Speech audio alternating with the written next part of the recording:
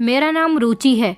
मेरी उम्र अब 27 साल है, लेकिन जब मैं 9 साल की थी तब मेरे साथ एक बहुत बड़ा हादसा हो गया था। मैं 9 साल की थी तब मैं बहुत मासूम थी और अपने माता पिता की लाडली थी। मेरे 2 भाई थे। मेरी ज़िंदगी बहुत अच्छी गुजर रही थी। मेरा पूरा परिवार मुझसे बहुत प्यार करता था। ज़िंदगी में खुशियां ही खुशियां थीं और किसी चीज़ की कमी नहीं थी। मगर मैं नहीं जानती थी कि एक दिन एक इतना तेज़ हवा का झोंका आएगा और मेरी पूरी ज़िंदगी को बदल कर रख देगा, यहाँ तक कि मेरी पूरी ज़िंदगी बर्बाद होकर रह जाएगी। मैं नहीं जानती थी कि मेरे साथ कुछ ऐसा भी हो सकता है जिसकी वजह से मैं पल पल सिसकती रहूंगी। 9 साल की उम्र में ही मुझसे मेरी इज्जत छीन ली जाएगी। मेरे साथ इतना घिनौना खेल खेला जाएगा जिसकी वजह से मैं किसी को मुंह दिखाने काबिल नहीं रहूंगी, सर उठाकर जिंदगी गुजारने काबिल नहीं रहूंगी। वो दिन मेरी जिंदगी का सबसे खतरनाक दिन था, जब सब कुछ बिल्कुल ठीक चल रहा था और मैं स्कूल नहीं जाना चाहती थी, लेकिन फिर भी मेरी मम्मी ने ज़बरदस्ती मुझे स्कूल भेज दिया था, क्योंकि उस दिन मेरा इंग्लिश का टेस्ट था और टेस्ट देना बहुत ज़रूरी था। मेरी मम्मी मेरी पढ़ाई को लेकर बहुत सीरियस थी। मैं अपने 2 भाइयों की इकलौती बहन थी। दोनों भाई मुझसे बड़े थे, पढ़ाई में ज़्यादा इंटरेस्टेड नहीं थे, लेकिन मेरी मम्मी का कहना था कि मैं अपनी बेटी को खूब पढ़ाऊंगी और किसी काबिल बनाऊंगी। जबकि मेरे पापा एक बड़ी सी कंपनी में नौकरी किया करते थे और मेरे पापा ने सोच रखा था कि भाई जैसे ही बड़े हो जाएंगे पापा उनको अलग से बिजनेस करवा देंगे। मम्मी पापा बहुत चाहते थे कि मेरे दोनों भाई भी पढ़ लिख जाएं, ज़्यादा नहीं तो इंटर तक ही अपनी पढ़ाई कंप्लीट कर लें। मगर दोनों ही भाई खेल में इतने मगन रहते थे कि पढ़ना ही नहीं चाहते थे। जिंदगी इसी तरह से हंसी खुशी गुजर रही थी। मेरा टेस्ट था और आज मेरी सुबह से ही तबीयत ठीक नहीं थी। मैं स्कूल नहीं जाना चाहती थी। कुछ दिनों से मैं भी अपने भाइयों के साथ खेल में ज़्यादा ध्यान देने लगी थी और आज जब मैं अपनी तबीयत की वजह से मम्मी को स्कूल जाने से मना कर रही थी तो मम्मी को यही लग रहा था कि मैं खेलने की वजह से स्कूल जाने से इनकार कर रही हूँ। मम्मी ने ज़बरदस्ती मुझे स्कूल भेज दिया। सुबह के समय मुझे पापा स्कूल छोड़ने के लिए जाया करते थे और दोपहर को स्कूल से मम्मी लेने आती थी। आज सुबह से ही मम्मी की भी तबीयत ठीक नहीं थी, इसलिए मम्मी ने मुझे सुबह ही कह दिया था कि आज तुम स्कूल की लड़कियों के साथ घर आ जाना। वैसे भी स्कूल हमारे घर से ज़्यादा दूर नहीं था, करीब में ही था। हमारे आसपास में रहने वाली बहुत सारी लड़कियां मेरे स्कूल में पढ़ती थीं। मम्मी के इतना कहने पर मैं मान गई थी और स्कूल चली गई। मगर ना जाने क्यों आज सुबह से ही मेरा दिल बहुत बेचैन हो रहा था। मम्मी ने ज़बरदस्ती स्कूल तो भेज दिया था, लेकिन ना ही तबीयत ठीक ठाक थी और ना ही पढ़ाई पर ध्यान था, क्योंकि टेस्ट की भी कोई तैयारी नहीं थी। मैं तो छुट्टी ही करना चाहती थी, लेकिन मम्मी ने छुट्टी नहीं करवाई और फिर मैं स्कूल आ गई। टेस्ट में भी जो कुछ आता था वो लिख दिया, बाकी जो नहीं आता था वो सब कुछ मैंने छोड़ दिया था। छुट्टी का समय हुआ तो मैं घर आने लगी। मैंने सोचा कि घर पास ही है, मैं अकेली ही चली जाती हूँ। मेरे साथ वाली सारी ही लड़कियां एक एक करके अपने अपने घर को जा चुकी थीं, जबकि स्कूल से बाहर ही आइसक्रीम का एक ठेला खड़ा हुआ था। मैं वहां पर आइसक्रीम खाने के लिए रुक गई थी। उसके बाद मैंने देखा कि आगे ही एक जर्नल स्टोर पर बड़ी खूबसूरत सी एक डायरी रखी हुई थी। मैंने वो डायरी भी खरीद ली, इसलिए मुझे घर जाते जाते देर हो गई थी। चलते चलते मैं अपने घर से थोड़ी सी दूरी पर आ गई थी, तभी अचानक एक गाड़ी आई और उन लोगों ने मुझे ज़बरदस्ती खींचकर अपनी गाड़ी में बैठा लिया। मैं चीखना चाहती थी, मगर वो जवान लड़के थे। उन्होंने मेरे मुंह पर हाथ रख लिया। वो लोग नशे में लग रहे थे। ये 4 लड़के थे। मुझे कार में बिठाकर ना जाने कहाँ लेकर जा रहे थे। गाड़ी लगातार चलती जा रही थी। मैं जोर जोर से चीखने की कोशिश कर रही थी। उन लोगों ने मेरे मुंह पर हाथ रख दिया था। मेरी आंखों से आंसू निकल रहे थे। मेरे कंधों से मेरा स्कूल बैग भी उतार दिया गया था। मेरी कुछ समझ नहीं आ रहा था कि मैं क्या करूं। जब इन लड़कों ने मुझे गाड़ी में बिठाया था तब शायद मुझे किसी ने देखा भी नहीं होगा, क्योंकि जिस रास्ते से मैं आ रही थी वो सुनसान सा इलाका था। न जाने ये लोग मुझे अपने साथ कहाँ लेकर जा रहे थे। मेरी आंखों से लगातार आंसू निकल रहे थे। मेरी समझ नहीं आ रहा था कि मैं क्या करूं। मैं मन ही मन में अपने मम्मी पापा को बहुत याद कर रही थी। मन कर रहा था कि वो लोग मुझे इन दरिंदों से बचाकर अपने साथ ले जाएं, मगर उनको तो पता ही नहीं था कि उनकी बेटी कहाँ चली गई है, तो फिर वो लोग मुझे कैसे बचा सकते थे। मेरी कुछ समझ में नहीं आ रहा था। थोड़ी ही दूरी पर आने के बाद गाड़ी एक बड़े से घर के बाहर आकर रुक गई थी और फिर इन चारों लड़कों ने एक एक करके गाड़ी से उतरना शुरू किया और फिर उसके बाद इन्होंने मुझे भी गाड़ी से उतार दिया। मैं इन लड़कों के सामने हाथ जोड़कर कहने लगी कि भैया प्लीज़ मुझे मेरे मम्मी पापा के पास लेकर चलो। आप लोग मुझे कहाँ लेकर आए हो? मैं तो आपको जानती भी नहीं हूँ। वो लड़के मेरी बात सुनकर कहने लगे कि हम तुम्हारे भाई नहीं हैं। तुम इतनी सी उम्र में इतनी खूबसूरत हो तो जवान होने के बाद तुम ना जाने अपनी खूबसूरती से कितने लड़कों का दिल बेहाल करोगी, लेकिन हम अभी से ही तुम्हारी खूबसूरती का मज़ा चखना चाहते हैं। उस समय मैं उन लोगों की बात का कोई मतलब समझ नहीं पाई थी कि आखिर वो क्या कहना चाह रहे हैं। मैं फूट फूट कर रो रही थी, मगर कोई भी मेरी बात सुनने को तैयार नहीं था। ये सारे ही लड़के 16 साल की उम्र से लेकर 19 साल तक की उम्र के थे। इनमें से एक लड़का जिसका नाम नक्श था, वो बार बार यही कह रहा था कि इस लड़की को सिर्फ मेरे हवाले कर दो, तुम लोग प्लीज कोई जवान लड़की लेकर आ जाओ, मुझे ये लड़की बहुत सुंदर लग रही है। मगर वो लड़के मान ही नहीं रहे थे। हाँ, पर उन लोगों में ये बात जरूर तय हो गई थी कि सबसे पहले नक्श इस लड़की का फायदा उठाएगा और उसके बाद हम लोग। फिर वो लोग मुझे घर के अंदर लेकर चले गए। ये घर खाली पड़ा हुआ था, शायद इन लड़कों में से ही किसी का घर था। इस घर में कोई भी नहीं रहता था। वो लोग जबरदस्ती मुझे खचेड़ते हुए कमरे के अंदर ले गए और फिर सबसे पहले नक्श नाम का लड़का मेरी इज्जत खराब करने के लिए कमरे के अंदर आया था। मैं कमरे में एक तरफ को खड़ी हुई रो रही थी और अपने आंसू साफ कर रही थी। मैं बार बार कह रही थी कि प्लीज भैया मुझे जाने दो, आप ये मेरे साथ क्या कर रहे हो। मगर वो लड़का नशे की हालत में मेरे पास आया और जबरदस्ती मेरे साथ बदतमीजी करने की कोशिश करने लगा और फिर उसने मेरी इज्जत खराब कर दी। मैं मासूम बच्ची थी, इस उम्र में ये सदमा मैं बर्दाश्त न कर सकी। आखिरकार एक दरिंदे ने मेरे साथ अपनी हवस पूरी कर ली थी। उसके बाद बाकी के 3 भी कमरे में आए और उन्होंने भी एक एक करके मेरे साथ अपनी हवस को पूरा किया। मैं बेहोश हो चुकी थी, मेरी हालत बहुत बुरी थी, मैं जख्मों से चूर हो चुकी थी। मेरे शरीर पर जगह जगह चोट के निशान मौजूद थे। जब मैं बेहोश हो गई तब मुझे पता ही नहीं चला कि मेरे साथ क्या हुआ था। हाँ, मगर मैं इतना ज़रूर जानती थी कि जब मैं होश में आई थी तो मैं बहुत ज़्यादा तकलीफ से तड़प रही थी। मुझे तो लग ही नहीं रहा था कि मैं जिंदा हूँ। मुझे तो ऐसा लग रहा था जैसे मुझे किसी दहकते हुए बिस्तर पर लिटा दिया है, जिस पर लेटकर मुझे होश में आने के बाद तकलीफ का अंदाज़ा साफ हो रहा था। मैंने जब आँख खोल कर देखा तो मेरे इर्द गिर्द मेरे घर वाले खड़े हुए थे। मेरे मम्मी पापा और मेरे दोनों भाई, शायद सब लोगों को मेरे बारे में पता चल चुका था कि मेरे साथ क्या हुआ है। मेरी मम्मी तो बुरी तरह से रो रही थी, जबकि पापा की आंखों में भी आंसू मुझे साफ नजर आ रहे थे। अपनी लाडली बेटी की इतनी बुरी हालत देखकर उन लोगों का दिल कटकर रह गया था।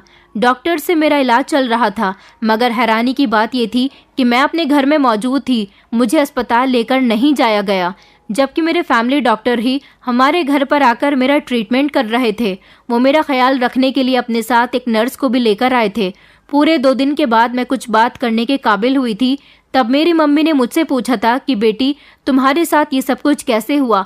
आखिर तुम कहाँ चली गई थी? मैं इस हादसे से बुरी तरह से डर चुकी थी और मैं फूट फूट कर रोने लगी। मैंने अपने मम्मी पापा को कुछ भी नहीं बताया था, क्योंकि मैं इस हालत में ही नहीं थी और मैं इस बात को दोबारा याद नहीं करना चाहती थी। मेरा बचपन तो जैसे ख़त्म ही हो चुका था। मैंने हंसना बोलना पूरी तरह से छोड़ दिया था। लेकिन फिर भी जब मैं धीरे धीरे रिकवर हुई तो मैंने अपनी पूरी कहानी अपनी मम्मी को बता दी थी कि मैं किस तरह से घर आ रही थी, और घर आते समय उन लड़कों ने मुझे गाड़ी में बिठा लिया था और उसके बाद वो मुझे एक बड़े से घर में लेकर गए। वहाँ जाने के बाद उन लोगों ने मेरे साथ मेरी कहानी सुनकर मेरी मम्मी फूट फूट कर रोने लगी थी। उनकी आंखों से लगातार आंसू निकल रहे थे। मेरे साथ जो हुआ था वो तो उनको अच्छी तरह से पता था, लेकिन कैसे हुआ था ये बात वो नहीं जानती थी, और ये बात मेरे सब कुछ बताने के बाद क्लियर हो गई थी। मम्मी पछताने लगी थी कि उस दिन अगर वो मुझे स्कूल से लेने आ जाती तो शायद मेरे साथ ये सब कुछ ना होता, या फिर वो मेरे मना करने पर मुझे स्कूल भी नहीं भेज सकती थी, तब भी शायद मैं बच जाती। मगर मेरे भाग्य में शायद ऐसा ही होना लिखा हुआ था। मेरा सबसे बड़ा भाई 13 साल का था, जबकि दूसरा भाई 11 साल का था और मैं 9 साल की थी। इसके बावजूद भी उन लोगों को पता चल चुका था कि उनकी छोटी बहन के साथ क्या हुआ है। मैं मासूम बच्ची थी, मेरी इज्जत और दागदार न हो जाए, इसीलिए मेरे घर वालों ने पुलिस में उन लड़कों के खिलाफ रिपोर्ट दर्ज नहीं करवाई, क्योंकि वो लोग भी अच्छी तरह से जानते थे कि वो लड़के ज़रूर किसी अमीर बाप के बेटे होंगे। जब वो इतनी हिम्मत के साथ ये सब कुछ कर सकते हैं तो फिर वो लोग अपनी दौलत के बलबूते पर पुलिस से छुटकारा भी पा सकते हैं। बस यही सोचते हुए मेरे घर वालों ने खामोश रहना ही बेहतर समझा। इस तरह मेरे आरोपियों को सज़ा नहीं मिली और वो सरेआम घूमते रहे।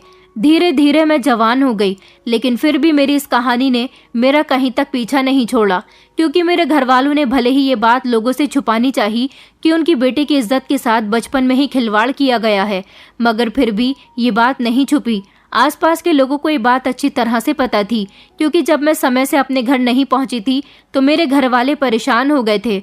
मम्मी ने पापा को ऑफिस में ही फोन कर दिया था कि शाम के 5 बज गए हैं, मगर बेटी अभी तक घर वापस नहीं आई, जबकि उसके स्कूल की छुट्टी तो 1 बजे हो गई है।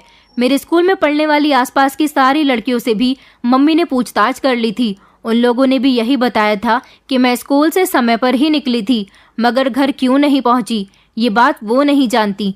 इस वजह से मम्मी और ज्यादा परेशान हो गई थी और उन्होंने पापा को कॉल कर दी। पापा भी ऑफिस से जल्दी घर आ गए और मुझे तलाश करने लगे। आसपास के काफ़ी सारे लोगों ने मुझे तलाश किया।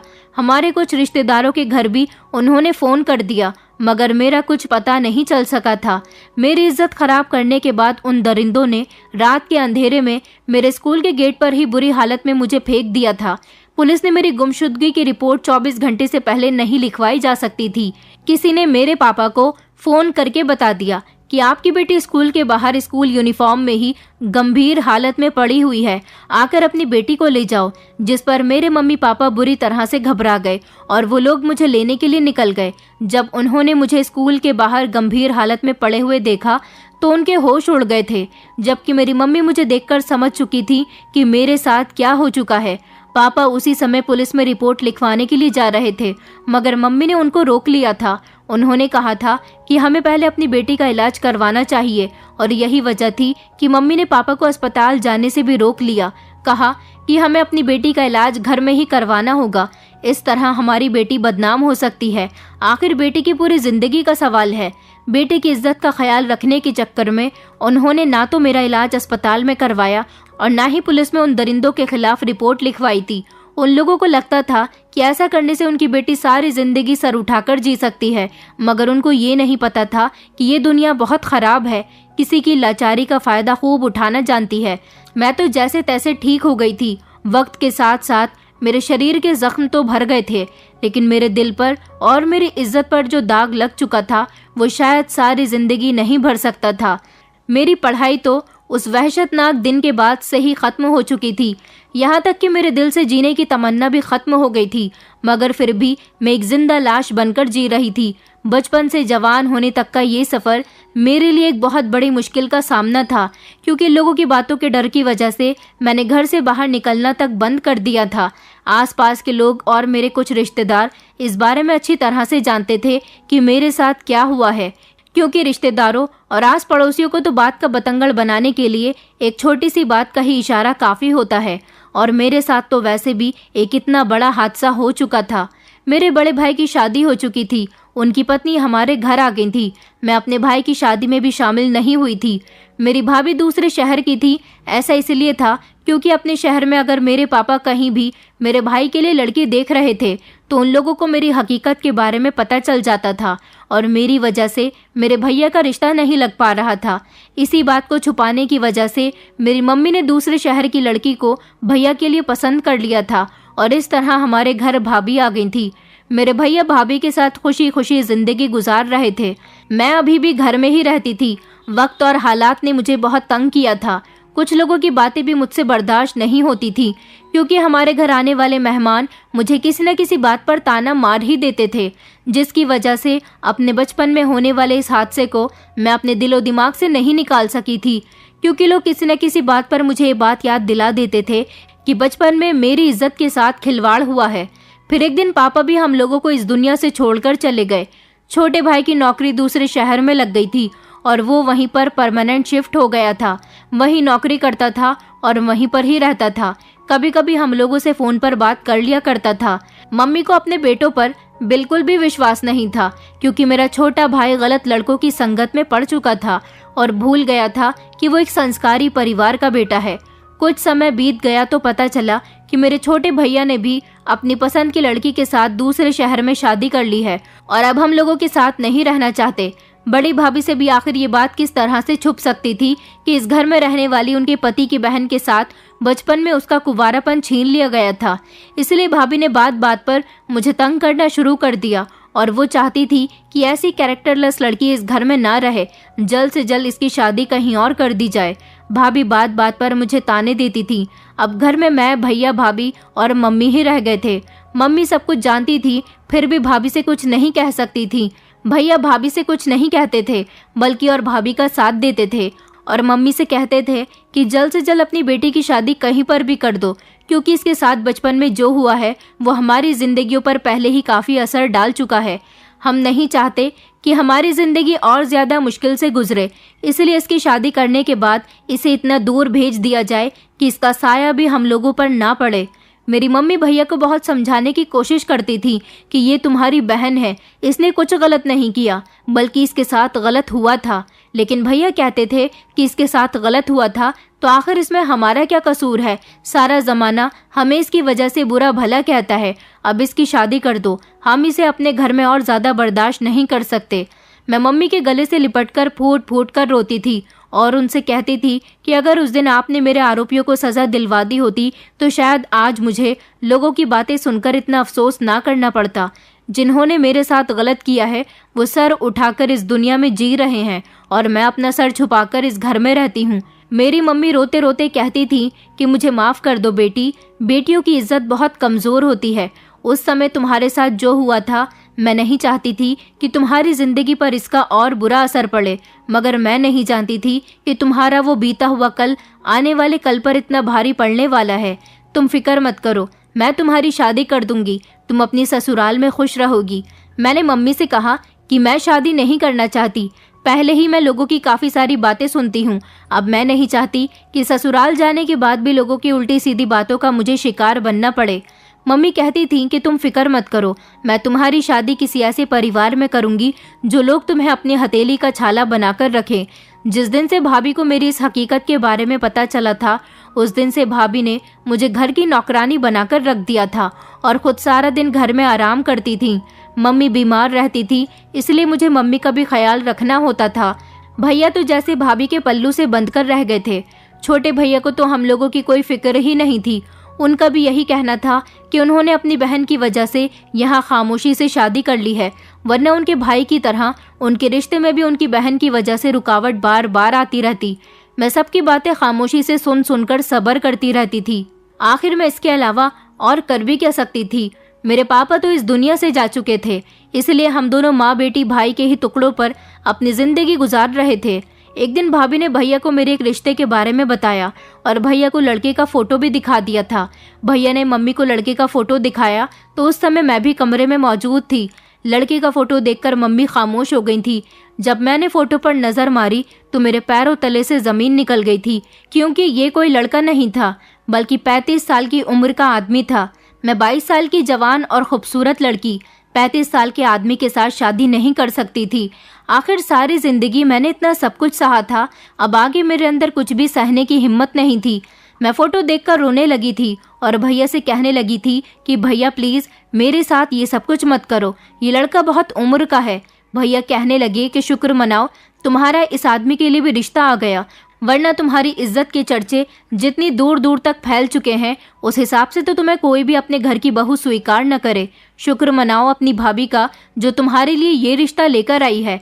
तुम्हें पता है ये रिश्ता तुम्हारे लिए कितनी दूर से आया है। ये लड़का गांव का रहने वाला है, अच्छा खासा कमाता है। इन लोगों को हमने तुम्हारी फोटो भेज दी है, तुम इन्हें पसंद आ गई हो और वो लोग सिंपल तरीके से शादी करने के लिए अगले हफ्ते आ रहे हैं। ये मत सोचो कि मैं तुम्हारा भाई होते हुए तुम्हारे साथ गलत कर रहा हूँ। मैं यहाँ पर भी तुम्हारे लिए रिश्ते तलाश कर चुका हूँ, मगर कोई भी तुम्हें अपने घर की बहू बनाने के लिए तैयार नहीं है। अब इसके अलावा मैं कुछ नहीं कर सकता। एक यही आदमी है जो तुम्हें अपने घर की इज्जत बनाने के लिए तैयार हो गया, तो इसीलिए खामोशी से शादी करने के लिए तुम भी तैयार हो जाओ। अगले हफ्ते ये लोग बारात लेकर आ जाएंगे।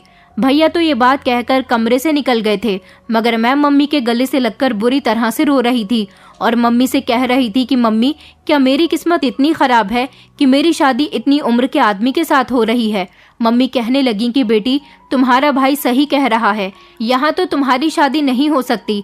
तुम नहीं जानती, मैंने भी कई लोगों से तुम्हारे रिश्ते के बारे में कहा हुआ है, मगर हर जगह तुम्हारे साथ बीता हुआ वो काला साया तुम्हारे पीछे पीछे चलकर आ जाता है।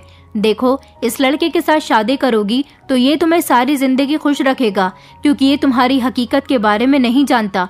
अगर यहाँ हम तुम्हारी किसी जवान लड़के के साथ ही शादी कर देते हैं और अगर उसने तुम्हें खुश नहीं रखा, उसको तुम्हारी पुरानी कहानी के बारे में पता चल गया, तो वो तुम्हें सारी जिंदगी अपने अत्याचार का निशाना बनाता रहेगा, सारी जिंदगी तुम्हें तंग करेगा और ऐसा भी हो सकता है कि शादी की पहली रात ही तुम्हें छोड़ दे। इसीलिए कहती हूँ कि तुम प्लीज इसी लड़के के साथ शादी करके खुशी खुशी अपना घर बसा लो। ये लड़का उम्रदार है, इसे तुम जैसी खूबसूरत लड़की मिल रही है, ये तुम्हारा बहुत ख्याल रखेगा।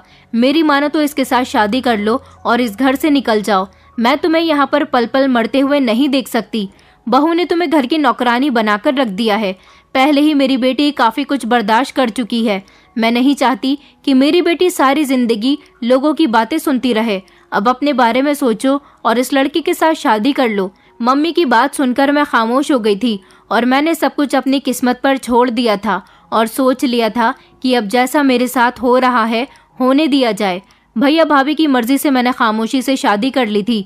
मम्मी से अलग होने का मुझे बहुत ज़्यादा गम था, मगर मैं कुछ नहीं कर सकती थी। मम्मी ने मुझे यही कहकर विदा किया था कि अपने ससुराल में अपने इस राज को खुलने मत देना, जितना चाहे छुपाने की कोशिश करना, क्योंकि अगर ये राज तुम्हारी ससुराल तक पहुंच गया तो तुम्हारी आने वाली ज़िंदगी भी पूरी तरह से तबाह कर देगा। मम्मी की बात सुनकर मैंने हाँ में सर हिला दिया था। भला कौन इंसान ऐसा होता है जो जानबूझकर अपनी ज़िंदगी को मुश्किल में डाले, जबकि मेरा तो उस समय भी कोई कसूर नहीं था जब मैं मासूम बच्ची थी। फिलहाल मेरी जैसे तैसे शादी हो गई और मैं विदा होकर अपने 35 साल के पति की पत्नी बन गई थी। ससुराल में मेरा बड़ी इज्जत के साथ स्वागत किया गया था। मेरी सास बार बार यही कह रही थी कि मुझे यकीन नहीं होता कि मेरे बेटे को इतनी अच्छी और सुंदर बहू मिल गई है। वो मुझे बहुत प्यार कर रही थी। मेरे ससुराल में मेरे पति और सास के अलावा कोई भी नहीं था, मगर सुना था कि इन लोगों का बहुत बड़ा परिवार है। ससुर इस दुनिया से जा चुके हैं। 2 नंदे हैं, वो दोनों अपनी ससुराल की हो गई और मेरे पति के 3 भाई भी हैं जो मेरे पति से उम्र में बहुत छोटे हैं और उन तीनों की शादी कई साल पहले हो चुकी है। मेरा पति अपने सारे बहन भाइयों में सबसे बड़ा था।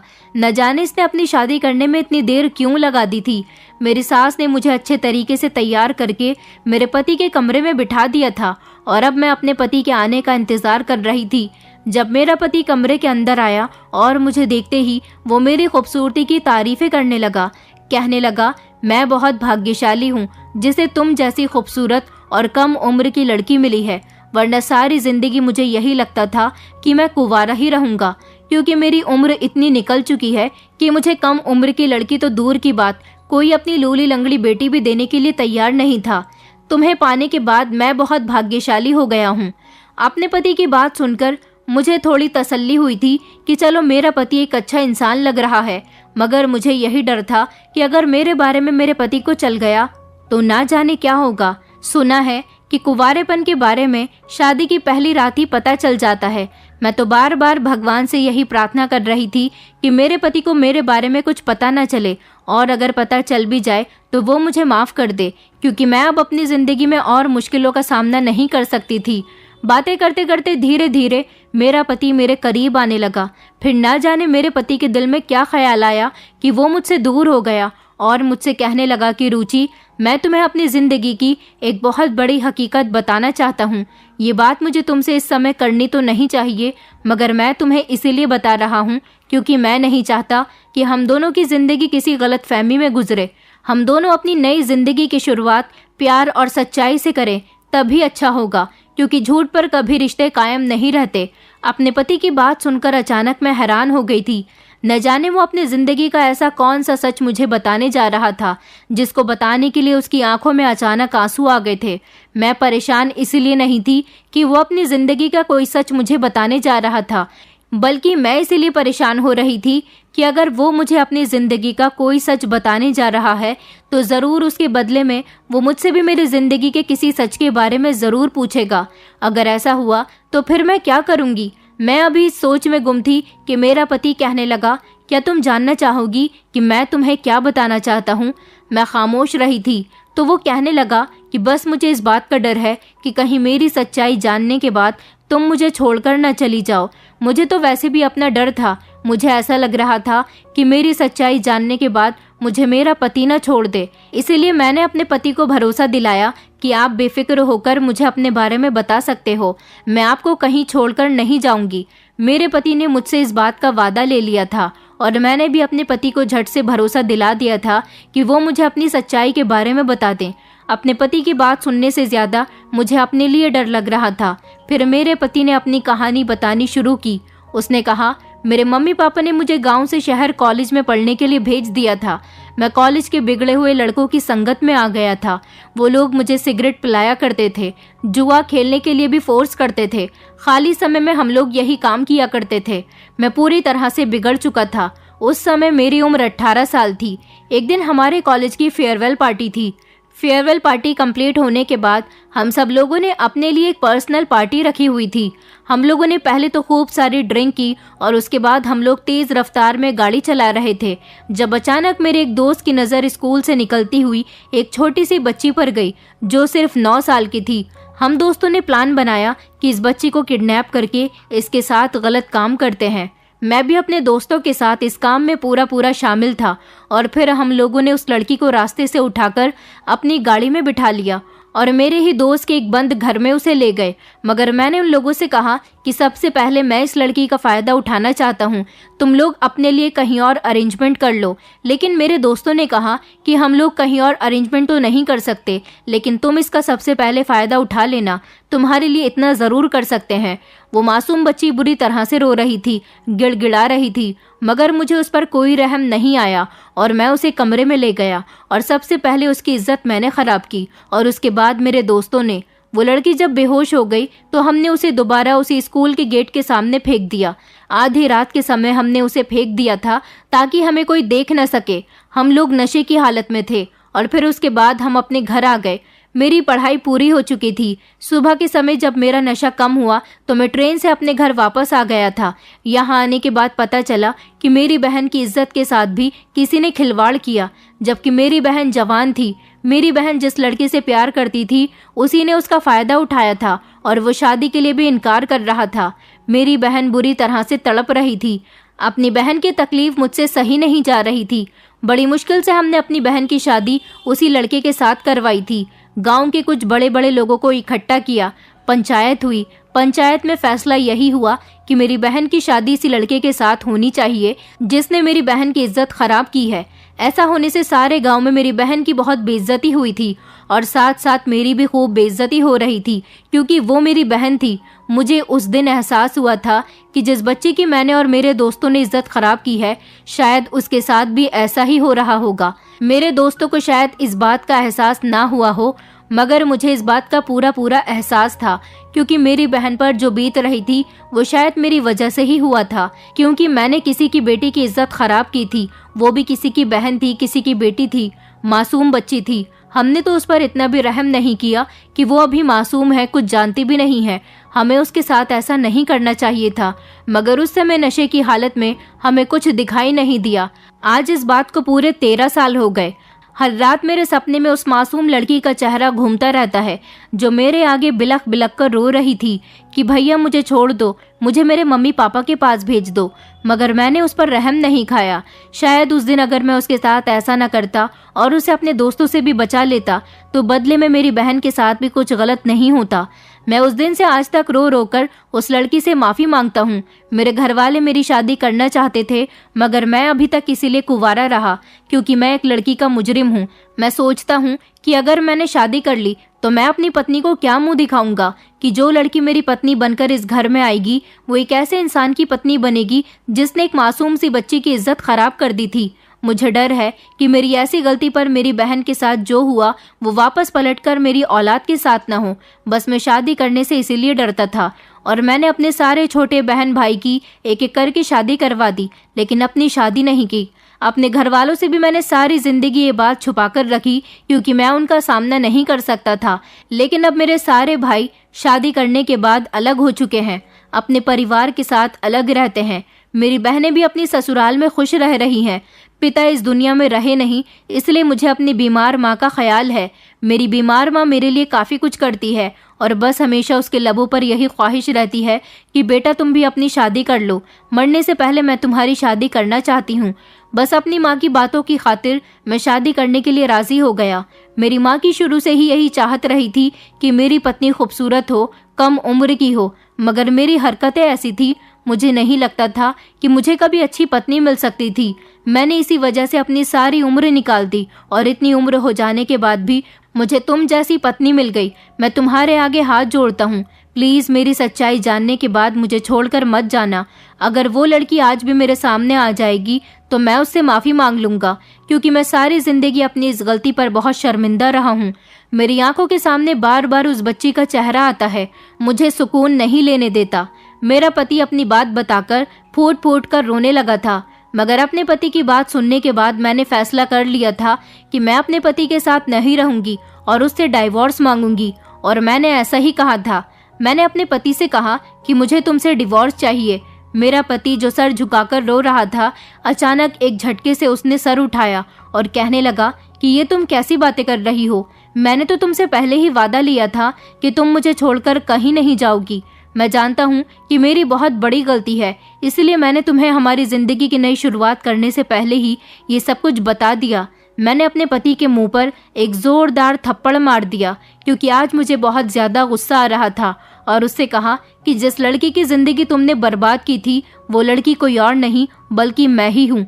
मैं ही थी जो स्कूल के रास्ते से आ रही थी और तुम्हारे आगे गिड़गिड़ा रही थी कि प्लीज़ मेरे साथ ये सब कुछ मत करो, मगर तुमने और तुम्हारे दोस्तों ने मेरी ज़िंदगी बर्बाद कर दी। तुम नहीं जानते कि तुम्हारे साथ शादी भी मेरी इसी वजह से हुई है, क्योंकि मेरी इस उजड़ी हुई कहानी के पीछे तुम्हारा हाथ है। मुझसे कोई भी शादी करने के लिए तैयार नहीं हो रहा था। तुम्हारा रिश्ता आने पर मेरे घर वालों ने इसीलिए शादी कर दी कि तुम मुझे खुश रखोगे और मेरे बारे में तुम्हें कुछ पता भी नहीं चलेगा। सारी ज़िंदगी मैंने तुम्हारी वजह से खुशियाँ नहीं देखी, हंसना बोलना मैं भूल गई थी। मेरे ऊपर तुम्हारी वजह से इतने अत्याचार हुए कि मैं सब कुछ बर्दाश्त कर गई। भगवान तुम्हें कभी खुश नहीं रखेगा। मेरा बदला तुमसे ज़रूर लिया जाएगा। तुमने मेरे साथ बहुत गलत किया था। तुम्हारी वजह से सारी ज़िंदगी मैं अपने घर में कैद होकर रही हूँ। मैंने तुम्हारी वजह से क्या कुछ नहीं सहा।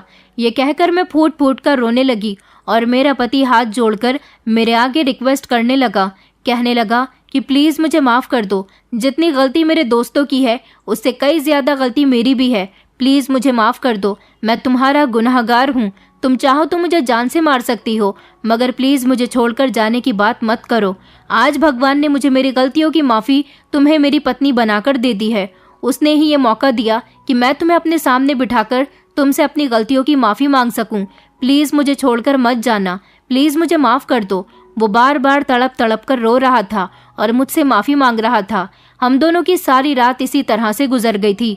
मेरी समझ नहीं आ रहा था कि मैं क्या करूं। मेरा मन तो यही कर रहा था कि मैं इस इंसान को छोड़कर चली जाऊं, लेकिन ये बार बार यही कह रहा था कि अगर तुम मुझे छोड़कर चली गई तो मैं अपनी जान ले लूँगा, क्योंकि मुझे सारी ज़िंदगी सुकून नहीं मिला और अगर तुम मुझे माफ़ नहीं करोगी तो शायद जितनी ज़िंदगी रह गई है वो भी बेचैनी से गुजरेगी। इससे अच्छा तो यही होगा कि मैं अपने आप को ख़त्म कर लूँ। उसने मुझसे कहा कि मुझसे जो भी गलती हुई है वो जवानी के जोश की गलती थी, मगर अब ऐसा कुछ नहीं होगा। मैं तुम्हें बहुत खुश रखूंगा। कोई तुम्हें कुछ कहेगा तो उसकी ज़बान खींच लूँगा। मेरी वजह से अगर तुम्हें कोई तकलीफ हो तो तुम खुशी खुशी मेरा ये घर छोड़कर चली जाना। मैं तुमसे कुछ भी नहीं कहूँगा। बस प्लीज़ तुम मुझे एक बार माफ़ कर दो और मेरे साथ ज़िंदगी की नई शुरुआत करो।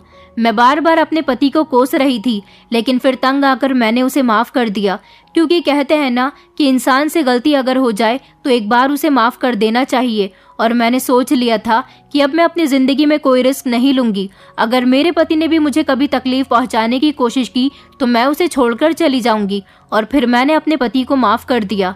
इस तरह हम दोनों की जिंदगी की एक नई शुरुआत हुई थी। मेरे पति ने मुझे इतना प्यार दिया कि मेरे दिल से उसके लिए जितनी नफरत भरी हुई थी सब खत्म हो गई। मेरी सास ने मुझे बिल्कुल मेरी माँ की तरह प्यार किया। इस घर में मुझे किसी चीज़ की कमी नहीं थी। मेरे पति ने मुझे इतना प्यार दिया कि कभी मुझे ऐसा मौका ही नहीं मिला कि मैं उसको छोड़कर जा सकूं या उससे कोई शिकायत कर सकूं। आज भी मेरा पति मुझसे बहुत प्यार करता है। मेरे पास 2 बच्चे हैं और मुझे लगता है कि शायद मेरी शादी नक्श के अलावा किसी और से होती तो मैं वहाँ भी इतनी खुश नहीं रहती जितनी मैं यहाँ पर अपने पति के साथ खुश हूँ।